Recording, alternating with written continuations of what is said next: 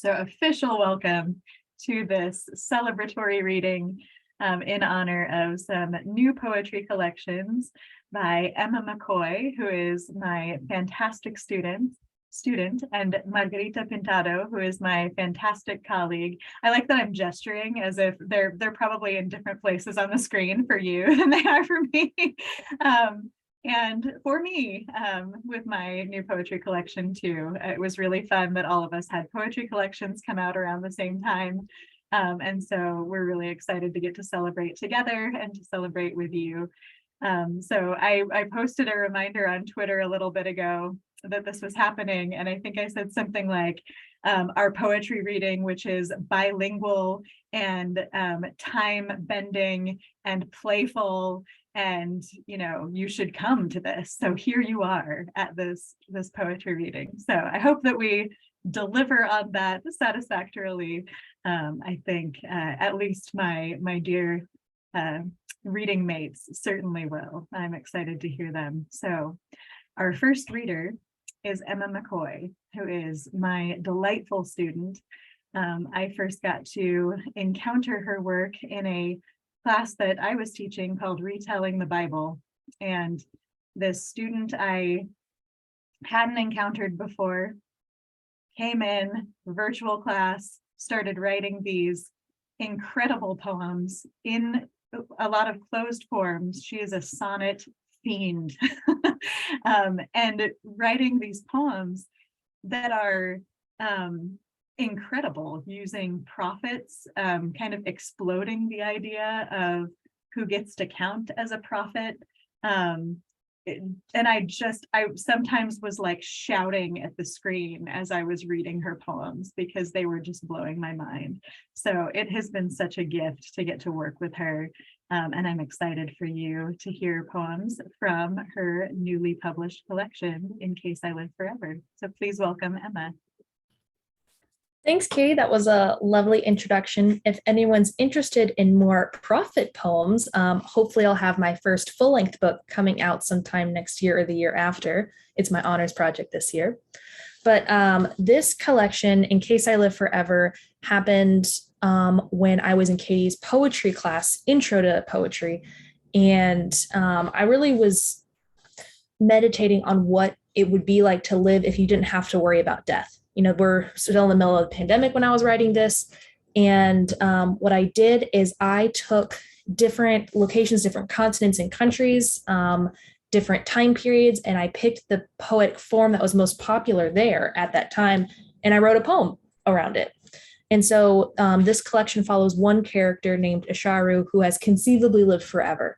And so we start in, 6,000 years ago, and we end in 2021 at the Mexican-American border. And so here I'm going to read 4 or 5 poems, we'll see, and we'll start with the prologue. Prologue. Ancient legend tells of a woman walking the world. Most legends start this way, but not with a woman. No, she's special. Because she doesn't die. Well, she does die, but she doesn't stay dead. Like death will hold her for her breath, then toss her back. Ancient doesn't even begin to cover it, how she's lived this long. She remembers when farming became a thing, and bread, and Homer's really long poems that she had memorized at one point, and gunpowder, and the Bible, which she thought was another fad. And a new continent, which she didn't tell anyone about for 1,000 years, a good call, because look at how that got messed up. But a person isn't supposed to live this long, right? I'll still call her ancient because it's the best word I have. And I'll write of a woman who walks the world. And then we'll move into the Code of Asharu, which is fashioned after Hammurabi's code. So we are going to Babylon, 1760 BC. 1. If a man or woman dies, let them stay dead, and do not send for the spirit woman. 2. If a man takes another man's eye, let the eye regrow and charge the offender 2 shekels. 3. If a widow's father is dead and she has no house, she may take up the sword as a man does. 4. A thief is one who steals outside of necessity. 5. If a woman has no children, she may take in those who have no mother. 6. If a man or woman is in danger, and one who watches does nothing, they must be thrown into the water. 7. If a woman's husband is not destined to live forever, she should be informed. If she is not destined to live forever, she should be informed by her second millennia.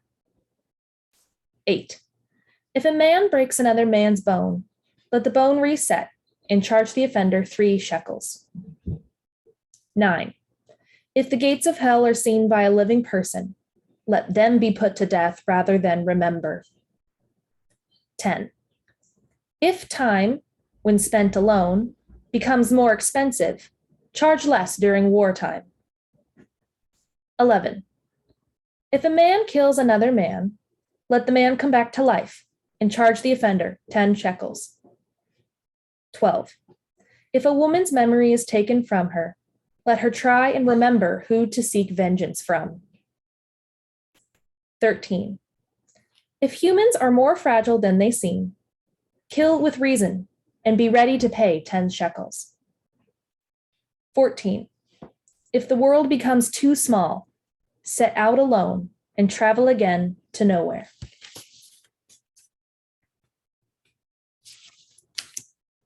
This next poem is called There Is Forever in the Choosing. So we're going to Persia in 960 AD. And so these the next 3 stanzas are modeled after ancient Persian poetry.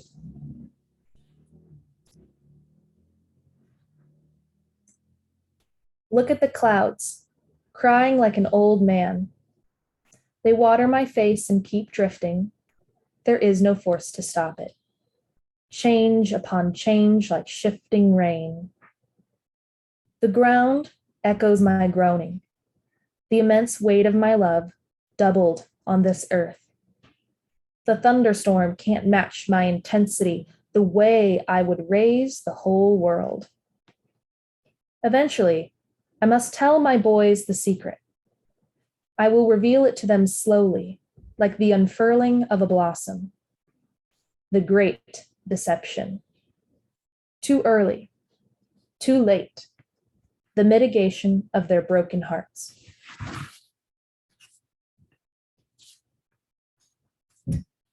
Occasionally throughout the collection, I'll have these very small mini poems that aren't necessarily tied to time or place the way the rest of the main poems are, but they do serve as these kind of fun little filler bits that will give you insight into Asharu's life. So this one is called Occasionally, I Visit Museums. Occasionally, I visit museums to look at paintings of myself. Occasionally, someone draws a conclusion and I slip out the back door.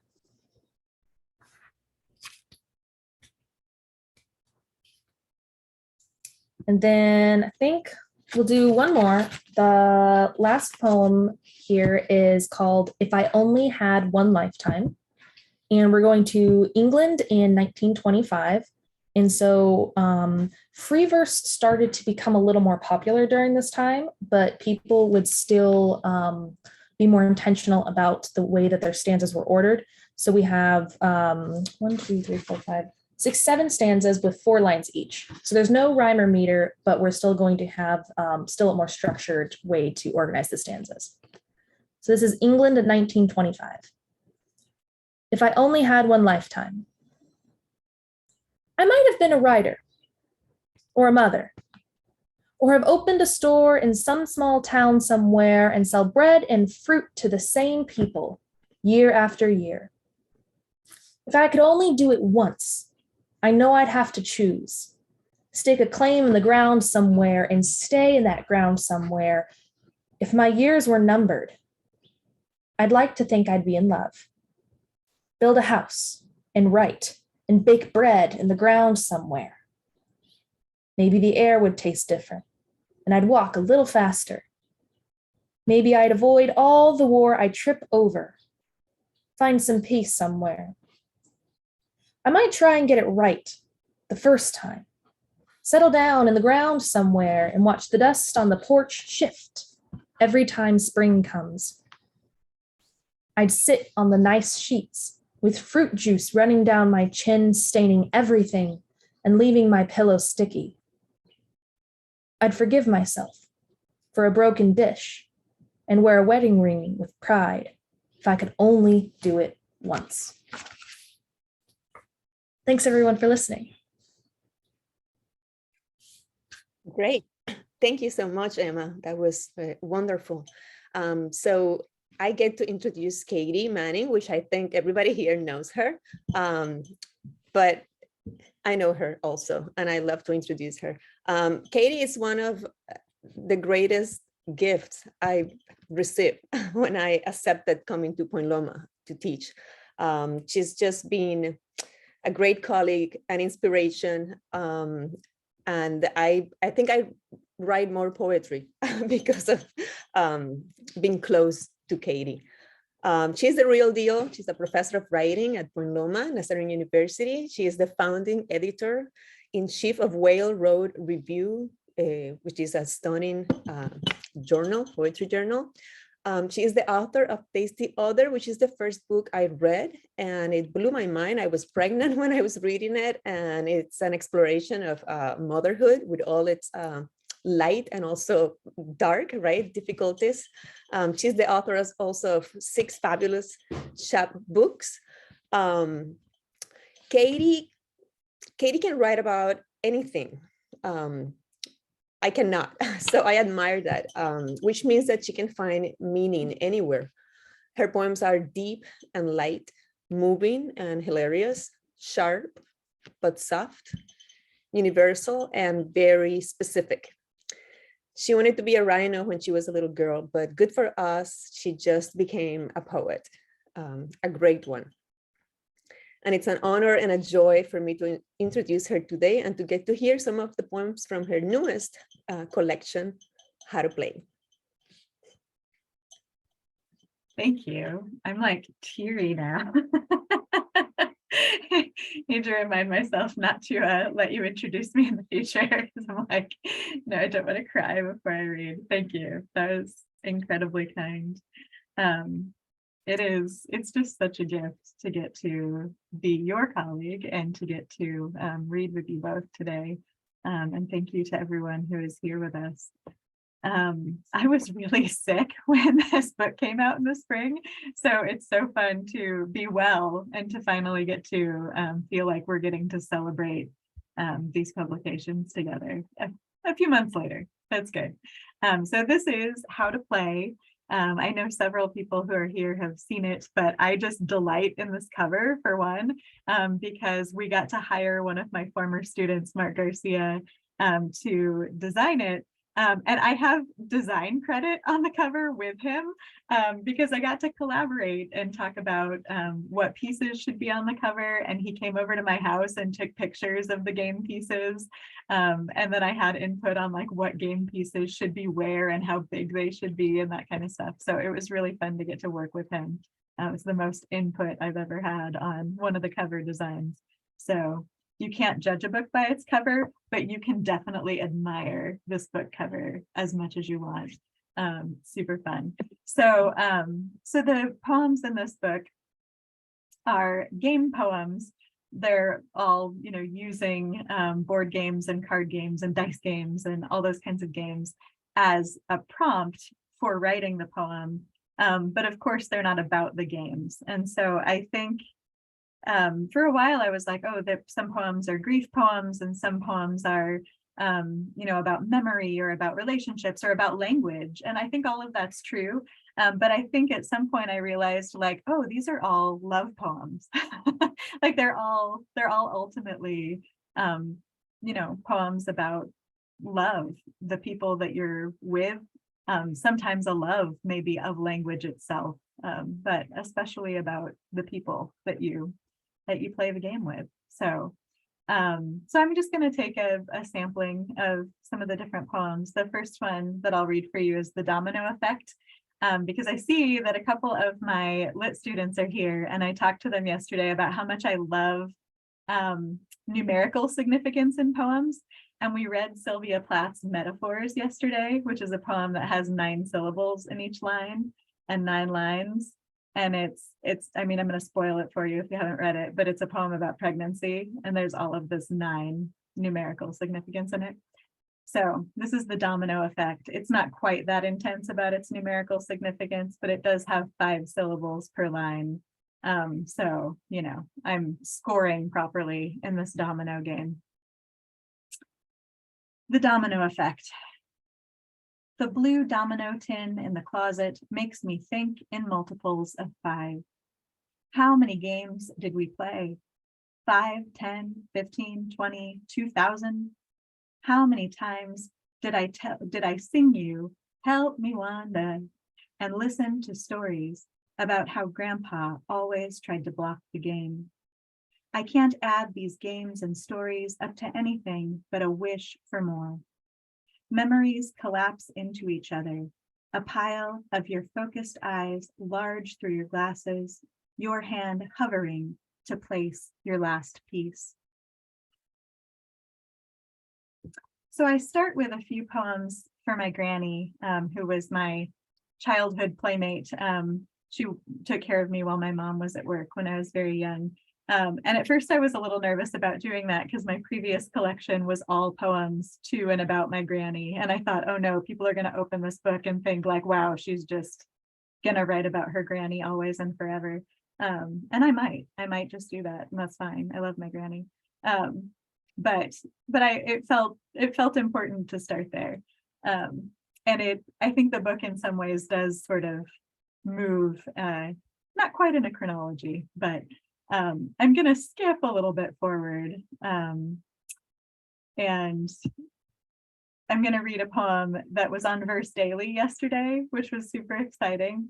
And so this is One Way to Use a Deck of Cards. And I love that people think that this is a little bit of a risque poem, and some people read it and don't quite get that it's. So my 10-year-old has read this poem, and he doesn't seem to be bothered by it at all. And I think that he must think that it's a poem that's message is like, don't you wish that there would be less laundry? Like that, I think that must be what, because he wishes that there would be less laundry. But I'm not sure, and I haven't asked him, and I don't plan to. So, One Way to Use a Deck of Cards for John. How you were no good at poker. How you lost each sock, then your shirt in our red room at the bed and breakfast. How the world was expanding. How we looked at photos of Prague with our host over pancakes the next morning. How we took turns trying on the words, we're married. How we puffed up hills, caught trolleys, ate sushi almost daily for a week. How we stood between a protest and free art. How a ticket for the movie we didn't like is still your bookmark after 15 years. How I look at you now over piles of clean laundry on our bed after our sons go to sleep. How I wish I could replace the laundry with a deck of cards and a smaller stack of clothes, the ones you're wearing now. Someone said yesterday on social media that they enjoyed that poem was ungushingly romantic. And I joked to my spouse that poem's not romantic. I'm threatening everyone that if they challenge me to strip poker, I will absolutely defeat them and leave them naked. But whatever, you can read it romantically.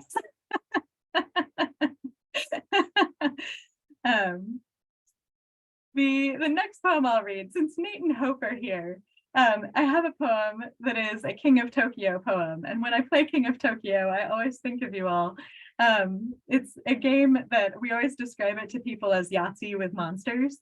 If you don't know King of Tokyo, you should look up this game. But the way that I used it in this collection is also as kind of a sort of moving into married life, past the honeymoon phase when you are in marriage.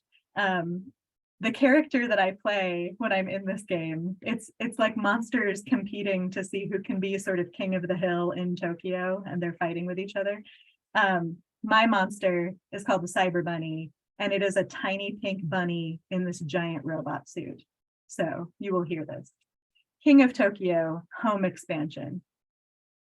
Don't let my face fool you. Its smile cute as a baby bunny in a pink robot suit. I've got claws. And you, I can turn you so suddenly from loved spouse to villain lizard, ape, or alien. I can make you my monster. We wear each other down, tear metal arms and extra heads away until we find a human heart or two, unleash some better version of ourselves.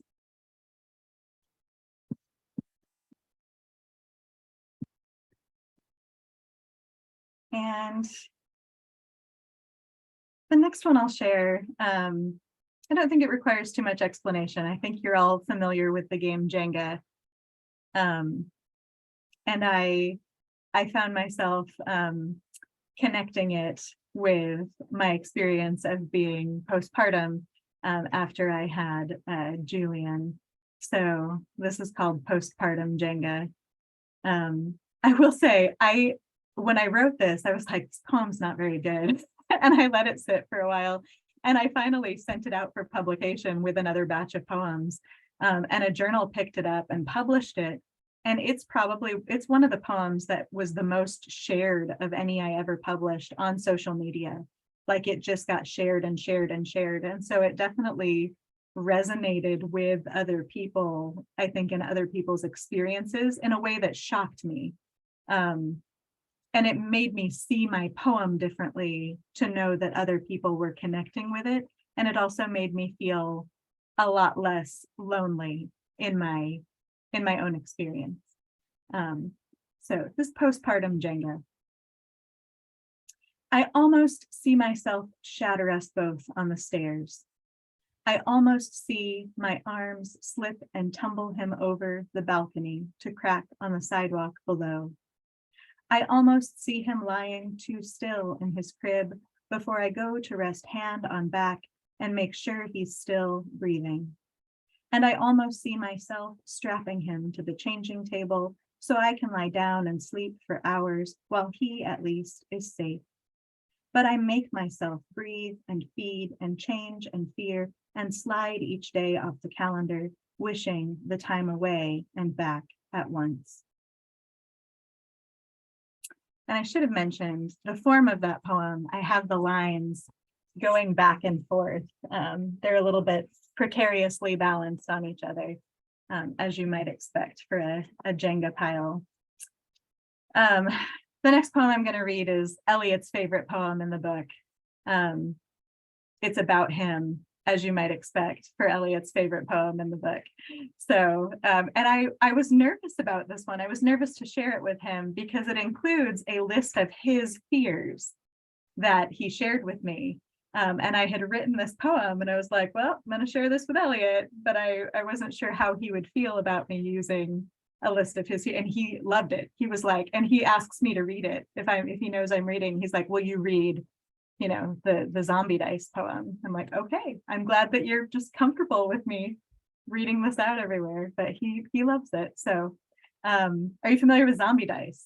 You shake it out, the dice come out, you can get brains, you can get shotgun blasts, or you can get feet that let you run away.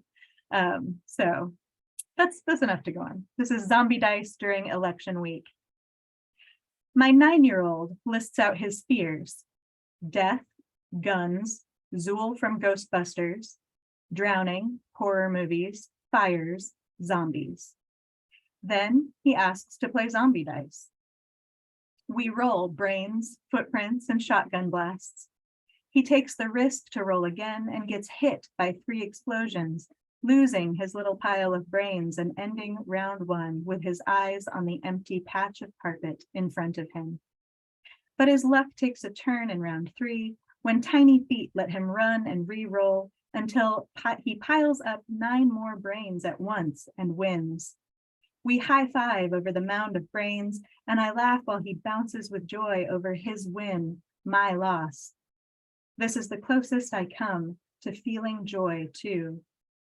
We gather all of the brains and blasts back into the cup and begin again.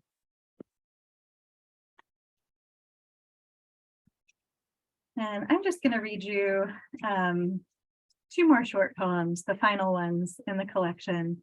One of them I know is Emma's favorite. So this one has 2 columns of text. I like to think that the words are lined up against each other as if they are pieces on a chessboard. And this is "No one beats Jesus at chess, except Peter, his dark to Jesus light. When Peter doesn't know what move to make next, Jesus sees all. Sacrificed pawn, castle, each attempt to stay alive. Jesus loves the challenge of losing as if by accident. He sighs and lays down his king. When Peter crows over his win, Jesus laughs and laughs.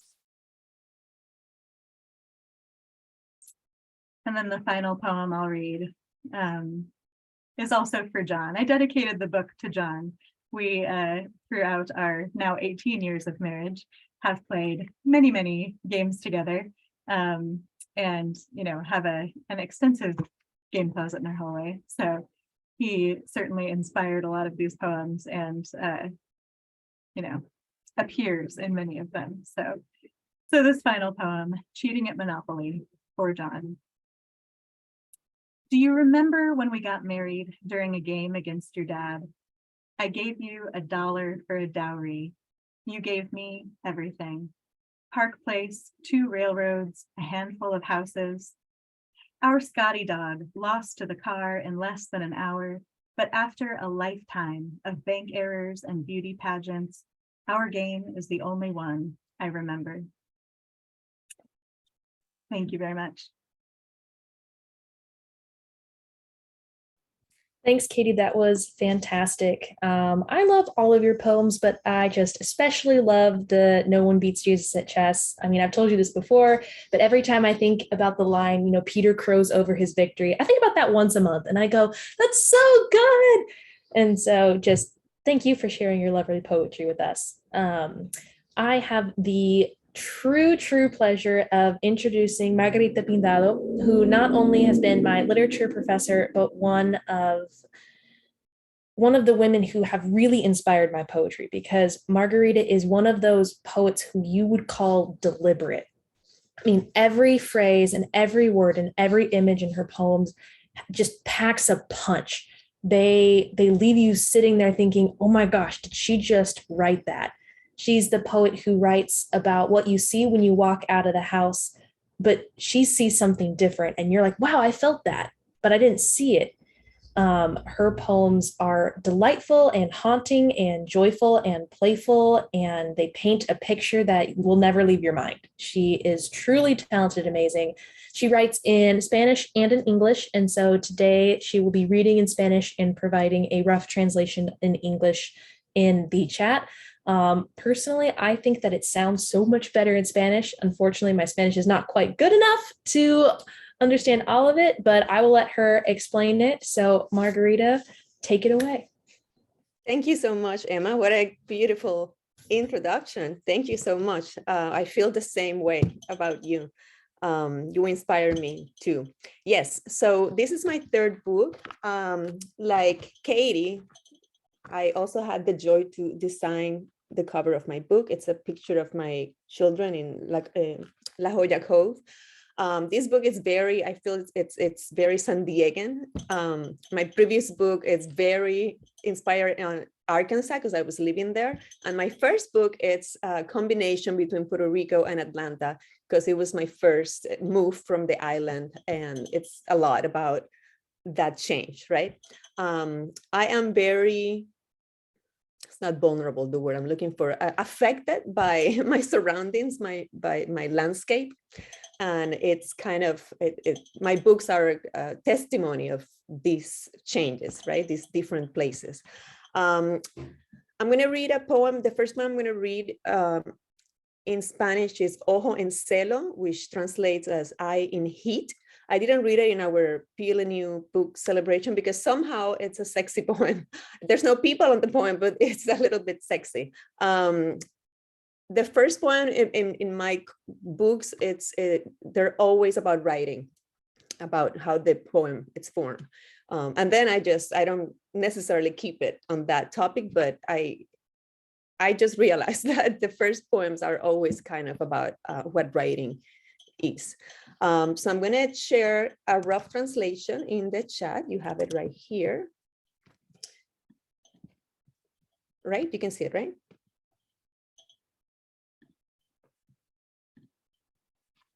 Oh, there it is. Okay, good. And I'm going to read it in español. Ojo en celo.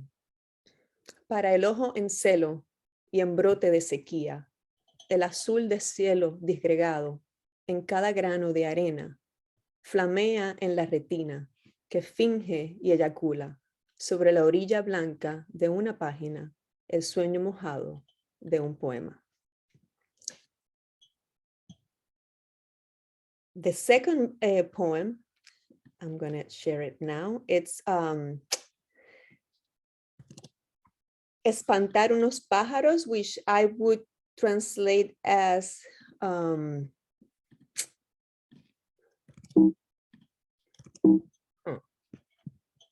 second.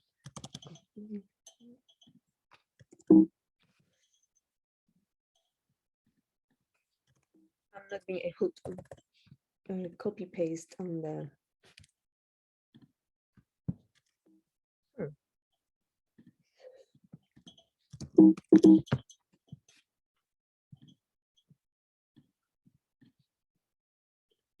One second, I was able to copy paste the first one, but for some reason it's not letting me paste on the chat. Oh, wait. Oh, no, it's not letting me.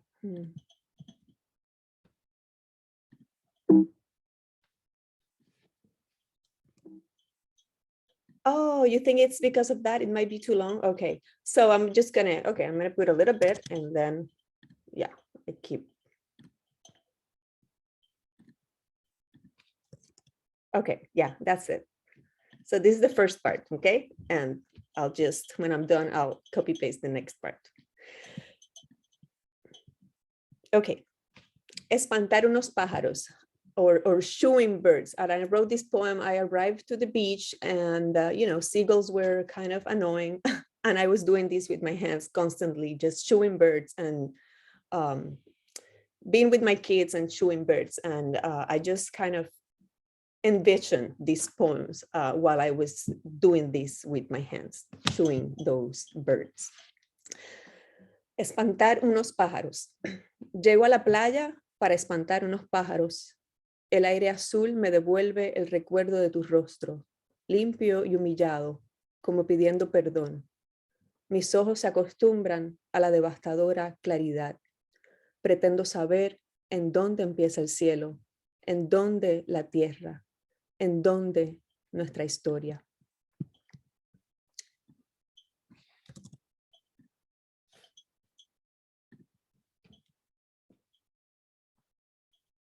No me alarmo cuando el horizonte se desprende, cuando corroboro que levita, mirando con horror hacia el barranco de agua y de luz que lo define.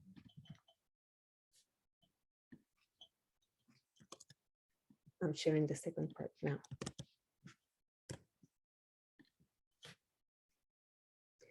Pero yo he llegado hasta aquí para espantar unos pájaros, y acaso tu rostro, el recuerdo de tus ojos y unos pájaros, sus graznidos de sal y de azul, picoteándome el vestido imaginario que me pongo cuando islo, cuando desdibujo mi costa ya lejana, tu costado ya desierto, mientras sigo espantando siempre los mismos pájaros en una playa, color azul helado, retirándole el pan al recuerdo de tus ojos, variación de pájaro silente.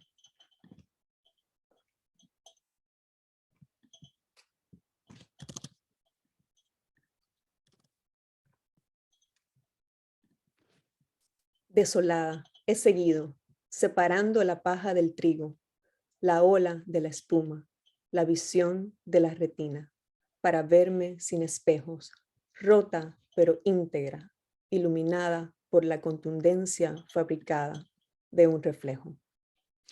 That's that poem. Okay, next I'm going to read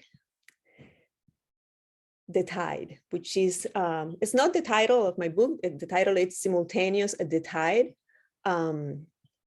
but this poem is The Tide. And again, I'm going to do the same thing. I'm just going to, it's a little bit, it's not too long. It's just the way I wrote it, right? It just keeps taking the lines. Okay, The Tide. Simultánea, la marea se aleja de sí.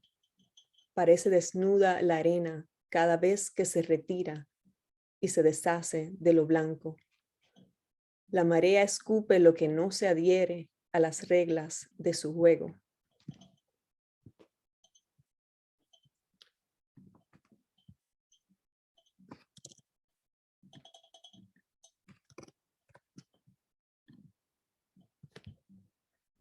En su ir y venir expulsa hasta el pez de plata que ahora nos mira rutilante desde su más allá particular.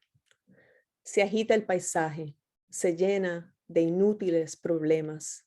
Entonces algo se desuella.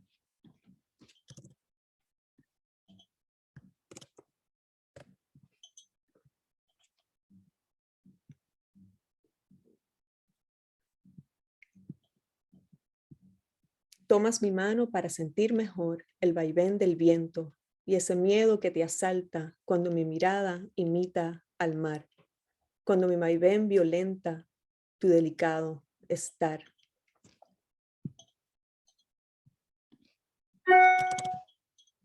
Last part. Como la espuma te diriges hacia un derrumbe natural. Parece que cuelgo de algún quicio. Pájaros fríos me vienen a buscar. Simultánea, la marea se babea sobre sí. Inútil contemplarla, pero. Thank you. That's that poem. Okay, now I'm going to read a poem I've never read in public. It's called Que tiemblo yo. It's like I'm the one who trembles, or I tremble. Let me see how much of this I can get here first. I tremble. I hold in my two trembling hands. No, I'm reading in English. Que tiemblo yo. Tengo en mis dos manos temblorosas tu retrato, la devoción de la mañana metida en la boca de algún pájaro, la minuciosidad de los insectos más efímeros. También tengo la enfermedad de algunos árboles cosido al recuerdo de una niña cantando en mi vientre, lejano como un sueño, tu rostro verde azul.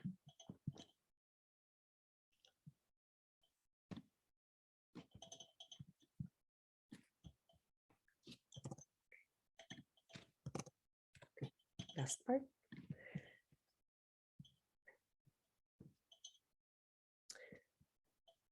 Me aterro ante ciertos milagros.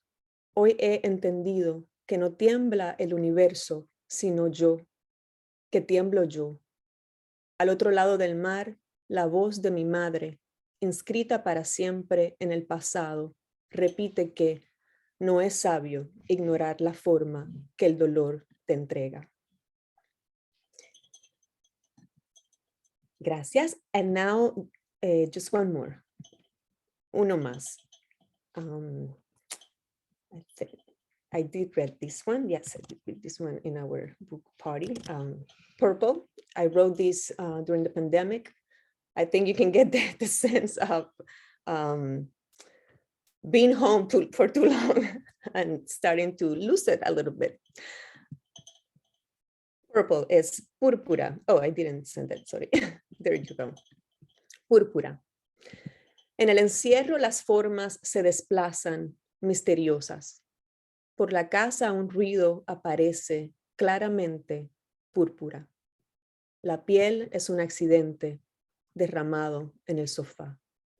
Ciertos objetos se confunden con ciertas palabras. Desde sus entrañas, la casa nos hace palpar su carne dolorosa. Lo sublime se pasea entre nosotros con el mismo rigor que la desgracia. Thank you very much. And I apologize for, yeah. You apologize for nothing because that was incredible. I'm going to be turning over. It is not wise to ignore the shape pain gives you. Like, whoo! I feel like my brain is buzzing. Oh, it's amazing. I think that Margarita's poetry makes me want to like keep working on my Spanish. I tell her that like I do keep working on my Spanish, and I feel like the main reason is so I can keep reading her poetry. Thank you so much. That's not even a compliment. That's just so beautiful that you say that. And I believe, and I know it's true. So thank you so much. It really is true. And the same with Emma. Emma also, thank you for reading my poems in Spanish. It means a lot. Or in English. I mean, I'm the one who translates them. So it's still my work. It's just this book in particular was really thought with sound. I didn't realize how much of it was like that till I had to translate them. It was like, Yeah. oh, this is not like my other two books that were more narration, they were more prose. This one is more poetic. Yeah, it's so hard to capture the sound as well as the meaning across the language. Yeah. So thank you everybody for your patience. Yeah, thank you all for being here. It's so wonderful to see you on this Saturday morning or whatever time it is, wherever you are. We are going to stick around for a little bit if you want to kind of have an after party and chat with us. But we're just so grateful to see your faces or whatever pictures you have up. Joe, I think you're my favorite with the yip, yip, yip Sesame Street characters as your picture. You definitely win. If I had like a door prize for who had the best picture up that's not their face, you would win. Oh yeah, subliminal messaging. If you're in a meeting and you put, I might steal this from you for like future meetings that I have to be in, because it's actually nope. Yeah, perfect. But I know some of you probably have to run for other things as it is your Saturday. So thank you again for being here. Really delightful to get to celebrate our books with you. So I'm going to officially close this and end the recording, so then we can say all of the wild things that we wouldn't say if we were being recorded and posted on YouTube. So farewell. And thank you, Katie, so much for hosting and putting this together and putting together the graphics and Zoom piloting and all of that. It's really cool. Thank you.